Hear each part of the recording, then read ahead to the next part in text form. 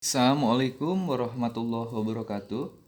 Pada kesempatan kali ini saya akan coba membahas tentang pemrograman mobil Android client server. Jadi pada intinya kita akan menggunakan Android, ya, programming Android, yaitu menggunakan Kotlin. Kemudian ada PHP dan MySQL. Nah, jadi untuk kliennya itu kita eh, memposisikan si Android ini sebagai klien, oke, Kotlin. Nah, kemudian PHP sebagai API. Nah, ini sudah dibahas juga. Nah, kemudian untuk basis datanya kita menggunakan MySQL atau MariaDB. Nah, jadi eh, yang akan kita gunakan itu Kotlin untuk kliennya, saya ulangi ya. Kemudian PHP sebagai API atau prosesor dan MySQL sebagai basis data. Kita akan melanjutkan project yang sebelumnya, yaitu menyimpan data mahasiswa, ya. Jadi sebelumnya kita membuat form tampilan di Kotlin atau di Android, itu simpan data input data mahasiswa. Nah, ditampilkan di text view. Nah, untuk pertemuan sekarang kita coba simpan di database. Sebelum kita mulai ke programming Androidnya, pertama-tama silahkan rekan-rekan semua buat sebuah database, ya. Database namanya kuliah underscore mobile underscore probe underscore unsika. Oke, sebetulnya secara prinsip untuk nama database ini bebas, ya, tapi saya sarankan untuk pembelajaran kita samakan karena agar memudahkan saat kan debugging, ya. Nah, ini kemudian kita bikin satu tabel, yaitu tabel mahasiswa. Oke. Selanjutnya kita lihat. Nah, untuk tabel mahasiswa di sini kita berikan atribut yaitu npm, ya, npm sebagai primary key. Oke, kemudian nama, ya, jenis kelamin, prodi, dan hobi. Oke, kita buat 5 atribut ini. Jadi nanti untuk pembelajaran kita menggunakan 5 atribut ini. Oke, silahkan rekan-rekan semua create terlebih dahulu database sesuai dengan yang saya jelaskan.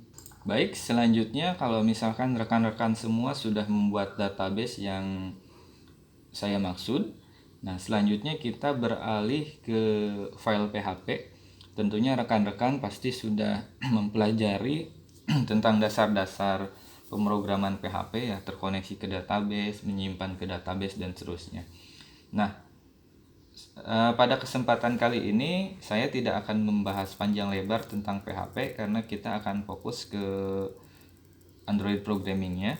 Nah, untuk file PHP rekan-rekan semua bisa download di link yang ada di deskripsi, ya. Kemudian saya akan coba membahas secara singkat, ya, tentang file pemrograman PHP ini. Nah, jadi yang pertama, silahkan rekan-rekan simpan, ya, file PHP yang tadi sudah di-download atau yang akan di-download itu di folder, kalau misalkan pakai XAMPP, ya, XAMPP install web server dan PHP adminnya pakai XAMPP, itu silahkan simpan di XAMPP htdoc, ya.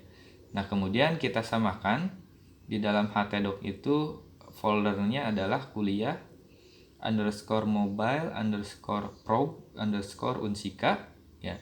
Nah, kita akan menyimpan API atau web service, ya, di dalam folder ini.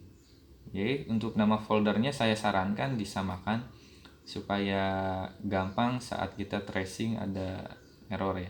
Nah, kemudian untuk yang di sini untuk path web servernya itu silahkan disesuaikan dengan yang kalian install. Misalkan kalian pakai app server, misalkan itu biasanya di fsave, ya, di www. Sebenarnya ini bisa disesuaikan. Oke. Nah, di dalam file yang rekan-rekan semua download itu ada 3 file, masing-masing file koneksi.php, koneksikan ke db.php, dan operasi underscore db. Oke, saya akan coba bahas sedikit, ya. Sebetulnya secara prinsip sama seperti pemrograman web pada umumnya, itu ada koneksi ya, host, username, nama database dan seterusnya. Nah, kemudian di sini ada file untuk mengkoneksikan ke database. Nah, kebetulan di sini menggunakan kelas ya untuk PHP-nya, jadi tidak terstruktur. Oke, jadi berbasis objek. Oke, nah ini inisialisasi untuk variabel con. Ini konstruktor ya. Konstruktor, kemudian ini function connect. Nah, ini memanggil file PHP ya, file koneksi PHP dan mengkoneksikan ke database ya. Ini untuk file yang kedua. Nah, kemudian di file yang ketiga, operasi DB di sini adalah untuk nanti proses kita. Nah, file operasi DB di sini yang akan melakukan proses insert atau nanti update, delete ke dalam database. Ya, nah di sini functionnya ya, create mahasiswa. Nah, tentunya secara prinsip sama saja cara pengkoneksian, kemudian untuk insert ke database ya SQL-nya. Nah, di sini menggunakan bin param itu adalah untuk keamanan SQL injection, biasanya menggunakan seperti ini. Nah, ini PHP-nya tapi object oriented ya. Jadi, tidak terstruktur. Nah, jadi nanti di API ini ada dua fitur. Yang pertama create mahasiswa ya, dan yang kedua adalah menampilkan data mahasiswa di program Android. Oh iya, satu lagi, nah ini untuk prosesornya sudah beres. Satu lagi ada file index.php ya. Di sini yang akan menerima inputan atau request dari Android yang akan kita buat nanti ya programnya. Nah, di sini functionnya create mahasiswa underscore create, artinya untuk membuat data mahasiswa baru atau menyimpan ke database. Nah, secara prinsip seperti inilah bentuk API ya, sekalian pembelajaran. Jadi seperti ini.